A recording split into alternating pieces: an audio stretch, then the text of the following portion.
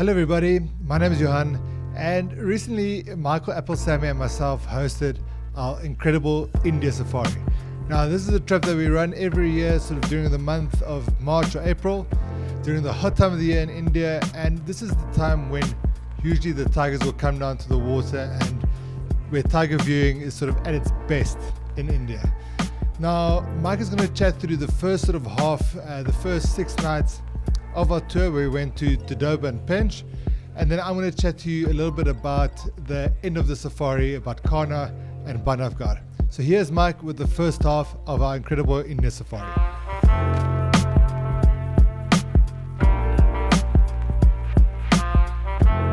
Hi there everyone. So as Johan mentioned, my name is Michaeal Applasamy and I had the privilege of joining him and hosting our incredible India tour for this year.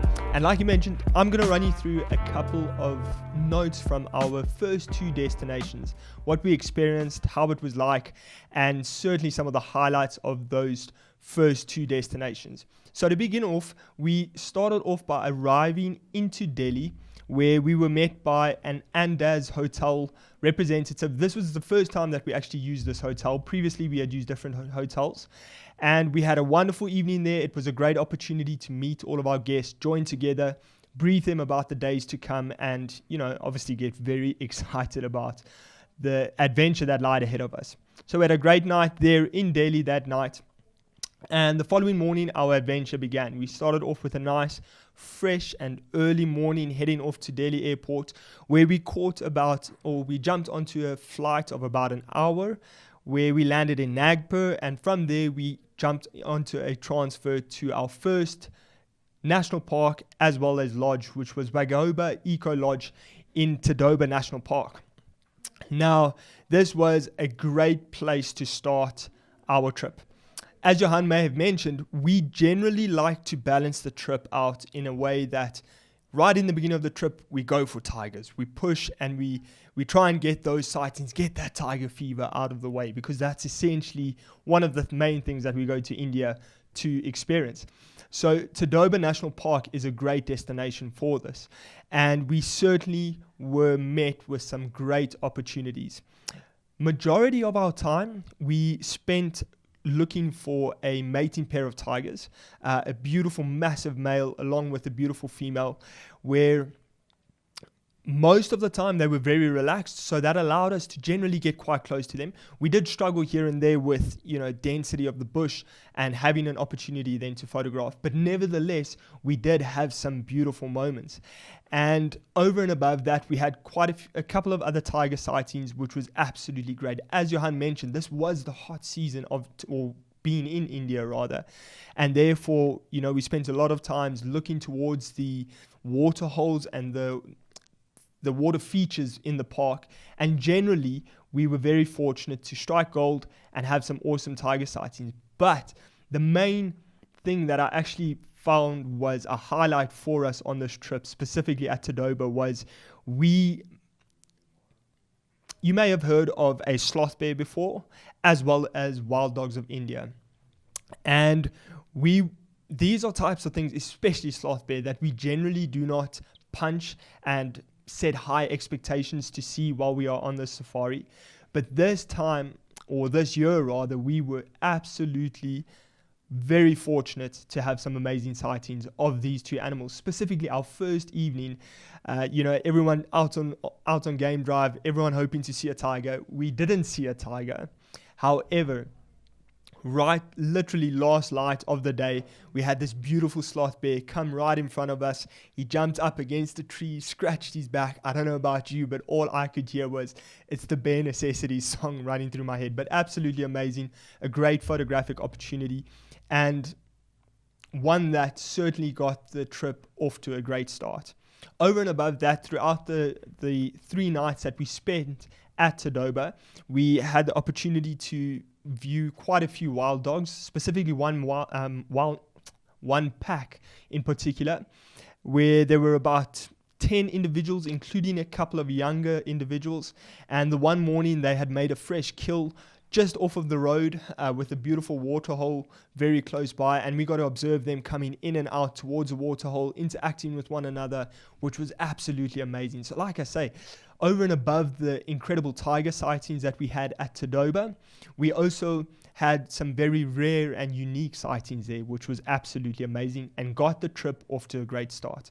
Our time at Waghoba was amazing, absolutely amazing, great food, great staff, all of that was just incredible. Over and above that, so once we had finished our time in Tadoba, we then continued to our following destination, which was Pench National Park. From there, we had about a transfer of about 4.5, 5 hours, which was actually quite amazing. And I'm sure Johan Johan, as well as our guest, would feel the exact same way about this.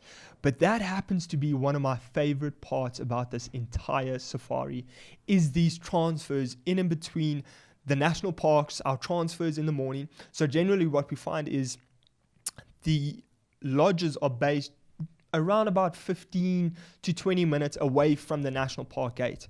So for example, driving to the gate in the mornings for our early morning game drive, as well as after game drive in the evenings, driving back home, it's absolutely my favorite time of the day, because you get to drive in between these villages just when, you know, the villagers are coming to life, they're waking up. You can have those amazing smells. You see the children going to school. It's absolutely incredible. As well as, like I mentioned, our bigger transfers in between the parks is just as interesting, just to see the diversity of India. One of the cool things that you might hopefully get to experience one day if you go to India is they love to decorate their trucks. If you don't know what I mean, Google it, have a look. It's absolutely amazing. So all of that stuff is just so part of the journey, and we absolutely loved it. So we started off the trip with a great 3 nights in Tadoba. And like I mentioned, from there we moved over to Pench National Park, where we stayed at Pench Tree Lodge for another 3 nights, which once again was absolutely amazing.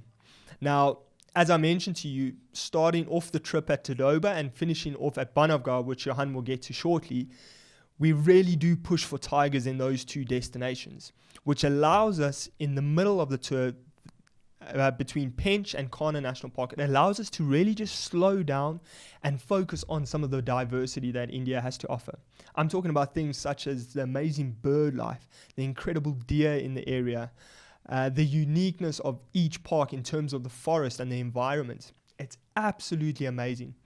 However, our time here at Pench National Park was absolutely highlighted by our leopard sightings. As Johan mentioned, 8 different individuals. It was absolutely incredible. Compared to last year, where we only had 1 leopard sighting, far off in the distance, couldn't even grab a photograph. This year, it was absolutely amazing. We were so fortunate. However, for myself, for my guests, for Johan, a personal highlight that is hard to explain, which was extremely special, is we got to experience and view a black leopard cub while on this trip. And my word, guys, I cannot tell you enough just how incredible that was. In fact, we got to spend a couple of days with this mother and her cub. Not always very photographic, but it was a black leopard nevertheless, and it was absolutely amazing. Over and above that, you know, we got to view some leopard, a particular leopard feeding on a langur monkey, which was awesome, out in the open, beautiful light, awesome photographic opportunity. Above this, we had another sighting the one day, in fact it was our last morning, where we had 3 leopards all in one photographic frame, which was absolutely amazing. 1 female with 2 males, where these males were obviously looking to mate with the female. And some of our guests in particular got to get some amazing images with facial expressions, showing the aggression, all of that. It was incredible. So really, really enjoyed our time in Pench National Park, which happens to be my personal favorite of the 4 parks that we go to. This just comes down to the beautiful landscape that you have out there, which is, I mean, it's hard to explain how pretty it is out there. So we were really fortunate. While we were at Pench, we didn't have any tiger sightings. We did one day have a vocalization of a tiger, which is another interesting point to bring up, which is quite a different experience to how I've certainly experienced my guiding career in the likes of South Africa, a little bit up in Kenya, is a lot of the time we rely on the likes of tracking, so following the tracks in the sand, looking at those type of signs to find these animals.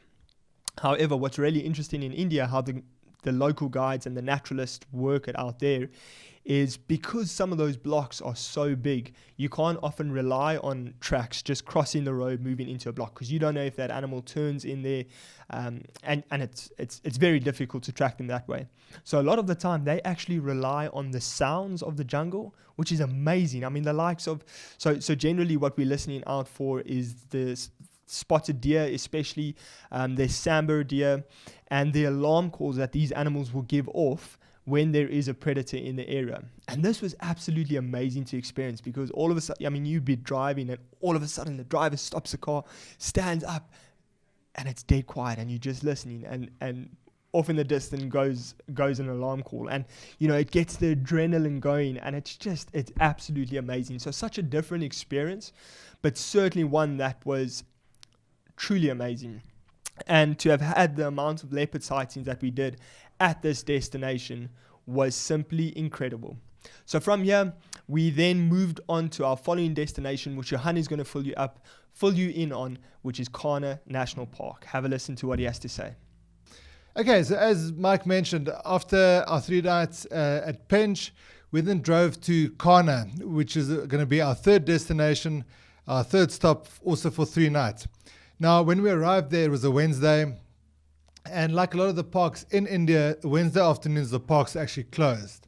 So we took this time, we arrived sort of just after lunchtime, took this time to go to one of the local markets in the town. And that was quite a different and quite a cool experience for us and for the clients.